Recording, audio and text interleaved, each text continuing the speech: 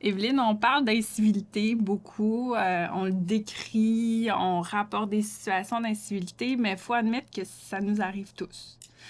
On a tous, un moment ou un autre, eu un soupir un peu trop manifesté bruyamment. On a parfois roulé des yeux. On a parfois été impatient par rapport à des situations. Donc, ça nous arrive tous. Faut pas diaboliser l'incivilité, je pense. Faut pas non plus le normaliser. Puis, il faut être conscient qu'à travers ces petits incidents d'incivilité-là, il y en a quand même qui blessent puis qui heurtent les gens. Je sais pas ce que tu en penses. Absolument. On va faire notre exercice d'humilité ici. Tu as raison de dire ça. Puis je pense que moi, en tout cas, personnellement, quand je réfléchis au moment où j'ai commis des petits impairs, là, tu sais, des moments où j'ai pris trop de place dans une réunion parce que j'étais passionnée, le moment, je me rappelle encore, je bloquais une porte de métro à la station Berry-UQAM, la pire porte à bloquer. Et puis, j'étais carrément au milieu de la porte. Les gens étaient derrière mon dos pour sortir. Puis, je me rappelle du ton du monsieur qui m'a interpellée pour dire « Madame, on se tasse ». Il y avait une petite pointe de jugement, oui, parce que c'est ça, un petit ton péremptoire. Mais, tu sais, le lien commun, ces exemples-là, c'est que j'étais dans ma bulle. J'étais pas consciente de ce qui se passait. Puis, on va le répéter beaucoup, le mot « conscience ». Tu sais, quand je pense à ça, tout ce que ça nous prend pour nous ajuster quand on est en groupe avec d'autres, ça me fait toujours penser à la conduite automobile. Quand Ta on métaphore, est, ouais. oui, quand on est nombreux sur l'autoroute, quand ça roule, puis que c'est fluide, moi, ça m'impressionne.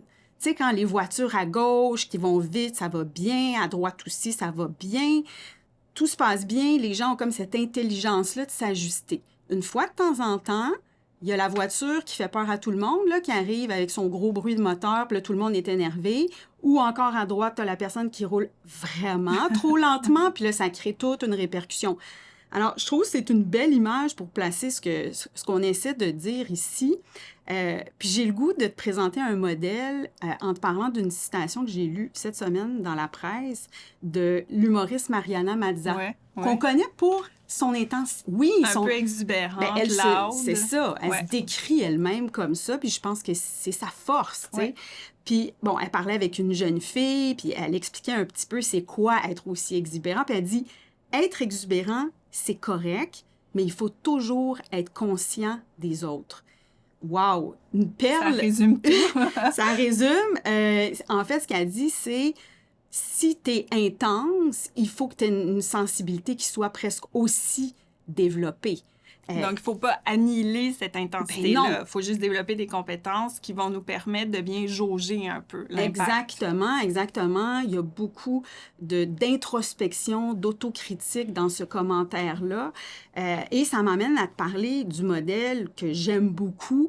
Moi, j'ai beaucoup lu et entendu, entre autres, là, Estelle Morin, qui est à HEC, qui travaille beaucoup sur l'intelligence émotionnelle. On parlait pas beaucoup de ça il y a 20 ans. Aujourd'hui, c'est tout à fait d'actualité de parler de ces compétences-là. Si on veut se remémorer simplement, il y a au moins 3 grandes compétences là, qui appartiennent à ce qu'on appelle l'intelligence émotionnelle. La base de tout, c'est la conscience de soi. Okay. Être conscient à un moment X, autant, j'ai envie de dire, notre posture, notre ton de voix, notre état d'esprit, mais notre état intérieur aussi. Dans quel état je me trouve à un moment X? Okay. Alors, d'être en contact avec ça, c'est primordial pour le 2e étage de compétences qu'on appelle la gestion de soi. Les psychologues cliniciens, eux autres, vont souvent utiliser l'expression « la régulation émotionnelle », qui est une compétence clé qui fait en sorte que, mettons que je suis dans un état très agité, très exubérant, mais il faut que j'ai des petites lumières qui s'allument, puis que j'ai quelques outils dans mon coffre à outils pour... j'ai envie de dire, atténuer peut-être. Niveler un petit peu. Tu sais, ce genre d'outil-là, ça va m'aider à respirer au lieu de répliquer. Ouais. Tu sais, dans prendre l'espèce de petit moment de pause. Exactement. Fait qu'on est dans des choses très simples ici, la prise de recul, la respiration. Puis sinon, bien, on est dans d'autres compétences du type, là, vraiment, être capable de parler aux autres de nos difficultés, de se parler soi-même dans notre discours intérieur pour pouvoir se calmer. C'est tous les outils qu'on a pour s'apaiser et se calmer. Fait une fois qu'on pose ce regard-là sur nous, Ouais. qu'on apprend à se gérer, mettons qu'on C'est résume exactement ça, ça. ça nous permet quoi face aux autres?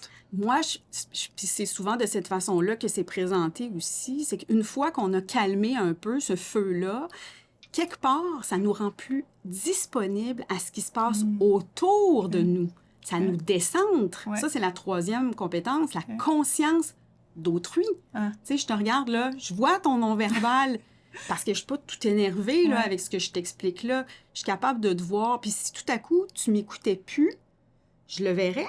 Puis là, je pourrais changer ma voix puis dire « Ah, j'ai perdu l'attention de Noémie ici. » Tu sais, fait que cette acuité-là de la conscience qu'on a des autres, c'est primordial. Puis plus on se gère, je pense que plus on est disponible pour percevoir les petits indices que les autres nous donnent. Puis, mon Dieu, que c'est utile, tu sais. Ça me fait penser un peu, puis je sais pas si le parallèle est bon, tu me le diras, mais tu sais, on a dans nos environnements de travail, puis même dans nos environnements personnels, là, des gens très toucheux. Ça touche l'avant-bras, ça touche l'épaule, ça touche l'épaule, le bras, bon.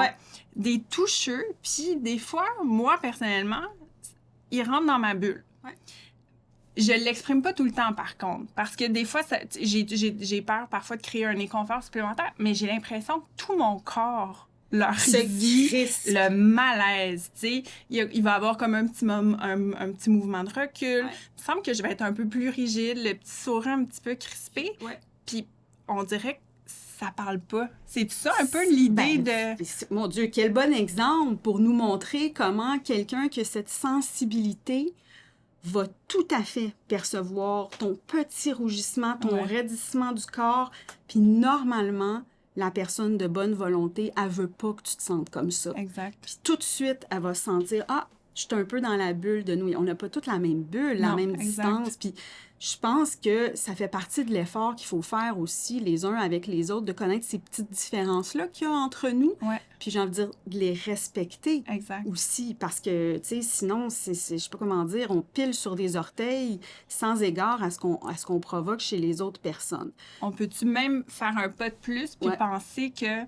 Là, ce que je te décris, on peut penser que c'est peut-être de l'incivilité physique, c'est quelqu'un qui ne considère pas ma frontière un peu physique.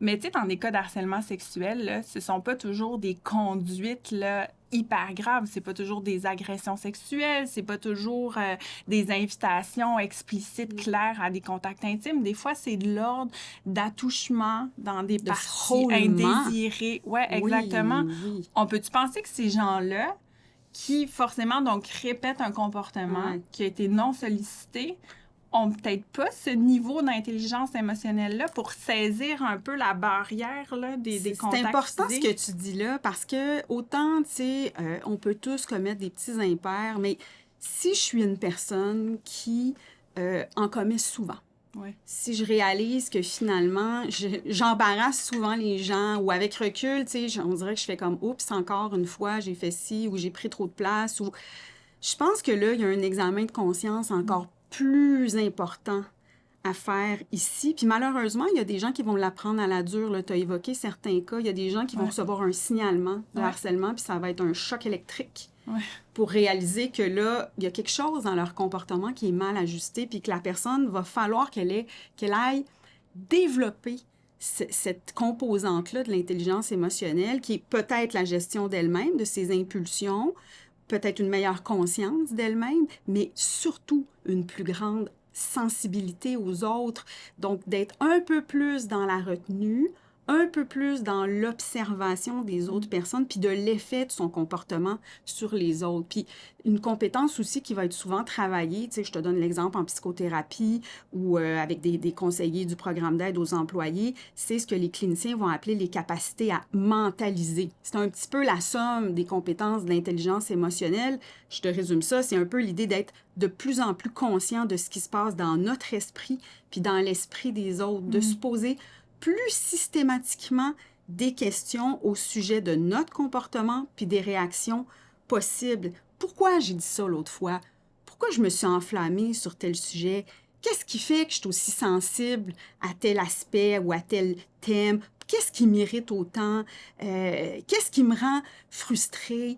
Et c'est ce qui va faire en sorte que, justement, je vais reconnaître que je suis frustrée à un moment X, puis je vais dire, là, Evelyne, attention, je suis dans mon état frustré. Fais bien attention à tes mots en ce moment, parce que tu te connais. Quand tu es frustré, tes mots dépassent souvent ta pensée.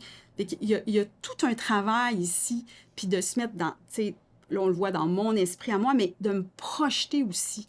Qu'est-ce que ça a pu y faire à l'autre que je fasse ça, tu sais? Puis, genre, en tout cas, moi, j'en tire quelque chose de rassurant, c'est que ça se développe.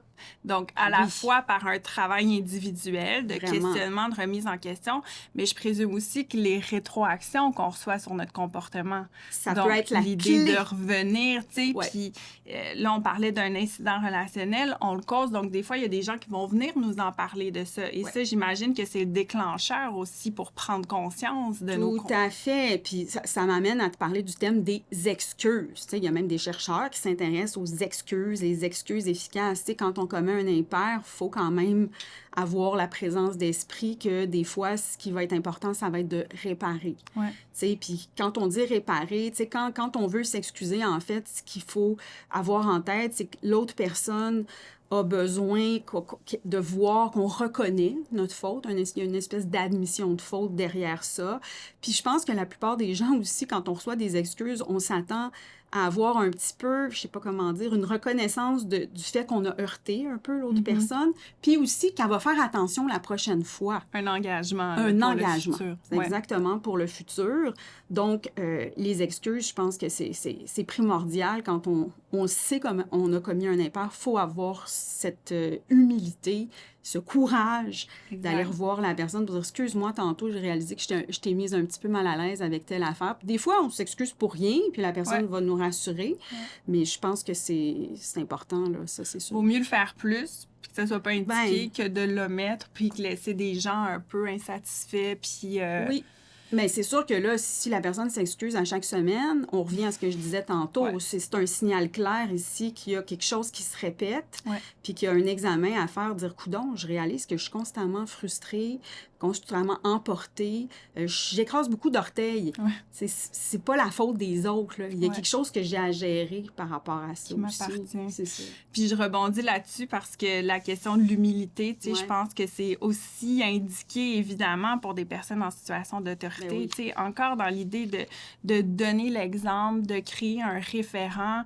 Tu sais, il y a eu des situations où des gestionnaires, par exemple, vont un peu s'emporter, être impatients, un peu rejeter du revers la main une intervention d'un employé dans l'équipe, tu sais. Pas pour mal faire, là, parce qu'ils sont des humains, puis cette journée-là, ça passait pas. Puis souvent, les gestionnaires vont être un peu frileux à l'idée de réparer ça. C'est vrai. Tu sais, comme si un patron ou une patronne, ça s'excuse pas, ça fait pas d'erreur. Oui, puis c'est dur d'admettre qu'ils sont faillibles parfois. Ouais, tu sais, de laisser ce visage-là, cette facette-là de leur rôle. Puis au contraire, moi, je leur dis, ben non, faites-le. Tu sais, à la réunion prochaine, s'il n'y a pas une prise de conscience sur le coup, à la réunion prochaine, pourquoi pas revenir puis dire, hey gang, j'ai réalisé, là, la fois où j'ai répondu à Evelyne, là, ça a été emporté. Oui. Puis je suis désolée d'avoir fait ça. J'avais eu une grosse journée, j'étais sous pression, j'en suis désolée. Ça va donner l'exemple, ça va normaliser des conduites qu'on souhaite voir se reproduire dans le milieu de travail, tu sais. Donc, les excuses, les normaliser, puis d'expliquer que oui, il y en a des accrochages, mais voici comment on les répare. Ouais. Parce que tout ce qu'on dit là, en fait, là, c'est d'amener les gens à être plus conscients, puis d'être, tu sais, on n'est pas dans la recherche de la perfection. Personne ici. On veut, comme Mariana m'a dit, que les gens soient au plus naturel possible, que leur fougue, que leur force puisse avoir de la place aussi. Puis je pense que ce qu'on s'est donné comme balise, finalement, ben ça peut faire en sorte que chacun est à son meilleur, se sente pas l'obligation d'être parfait non plus, ce qui serait une norme complètement inatteignable. Il faut se donner le droit à l'erreur, puis il faut faire attention les uns aux autres.